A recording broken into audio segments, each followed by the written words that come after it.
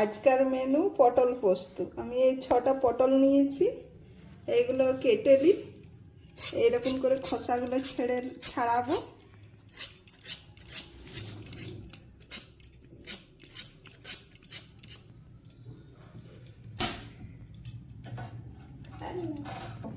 এই আমি পটলটা এবারে ঝিরি ঝিরি করে কেটে নেব।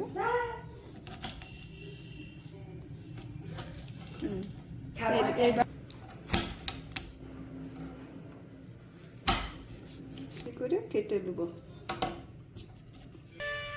কড়াইটা গরম হয়ে গেছে, তেল দিয়ে দিয়েছি, আর এই কাটা পটলগুলো আমি ভেজে নেব।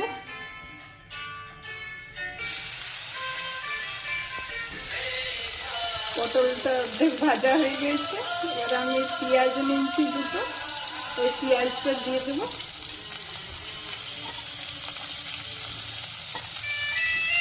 আর পেঁয়াজ সঙ্গে আমি ভেজে নেব।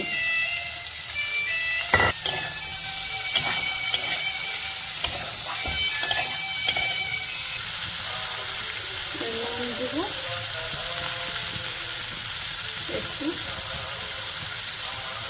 হালকা একটু হলুদ দেবো। হলুদ আপনারা দিতেও পারেন, নাও পারেন।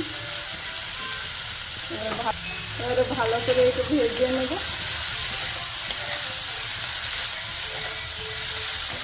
তারপরে আবার দেখাচ্ছি।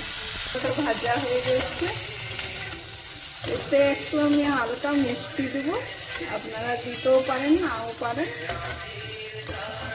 একটু মিষ্টি দেবো, আপনারা দিতেও পারেন, নাও পারেন। এবারে একটু নাড়বো। আর এবারে আমি পোস্তটা দিয়ে, ভাজা হয়ে গেছে, এবার আমি পোস্তটা দিয়ে নামাবো। তো পোস্ত বাটাতে যেইটুকু জল ছিল আমি সেইটুকুই জল দিয়েছি। আর এবার আমি একটু ভাজা ভাজা হবে আর নামিয়ে নেব।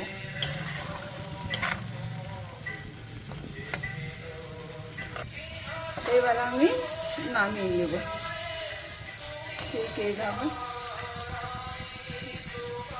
ঠিক এইভাবে পটল পোস্ত রেডি আপনাদের। পটল পোস্ত রেডি। আপনারা খেয়ে দেখবেন, বাড়িতে করে খেয়ে দেখবেন, আমাকে জানাবেন কমেন্ট করে কেমন লাগলো।